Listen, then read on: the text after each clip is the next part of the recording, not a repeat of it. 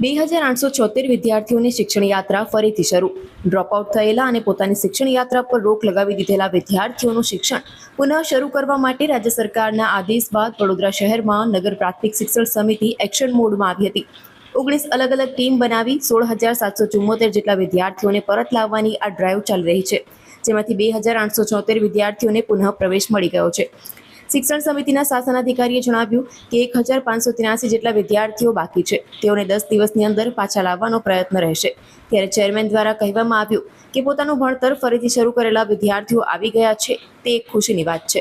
આપના માધ્યમથી હું જણાવવા માંગીશ કે જે ડ્રોપઆઉટ રેશિયો જે બાળકોએ વચ્ચેથી ભણવાનું છોડી દીધેલ છે, એવા બાળકોના ઘરે ઘરે અમે જઈએ છીએ અને મોટાભાગના બાળકોએ પુનઃ પ્રવેશ મેળવી પણ લીધેલ છે. પરંતુ જે બાળકોએ હજી બાકી છે એ બાળકોને પણ પુનઃ પ્રવેશ અપાવવા માટે અમે પ્રયત્નો કરી રહ્યા છીએ.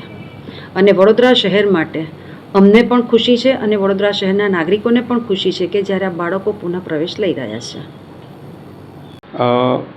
બેક ટુ સ્કૂલ અંતર્ગત જે માસ ડ્રાઈવ કરવામાં આવી હતી અને કુલ વડોદરા કોર્પોરેશનના હદ વિસ્તારમાં 16,774 એવા બાળકો જેને આપણે ટ્રેસ કર્યા છે અને એમાંથી અત્યારે 15,191 બાળકો આજની તારીખે ક્યાંક ને ક્યાંક એ અભ્યાસ કરી રહ્યા છે અને ક્યાં તો આપણે એમને પુનઃ પ્રવેશ કરાવ્યો છે.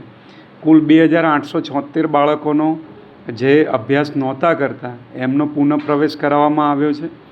શિક્ષણ સમિતિની વાત કરીએ તો કુલ 2400 જેટલા બાળકો સુધી આપણે પહોંચ્યા, જેમાંથી 1737 બાળકો ક્યાંક ને ક્યાંક અત્યારે અભ્યાસ કરી રહ્યા છે અને જેમાંથી 470 બાળકોનો આપણે પુનઃ પ્રવેશ પણ કરાવ્યો છે.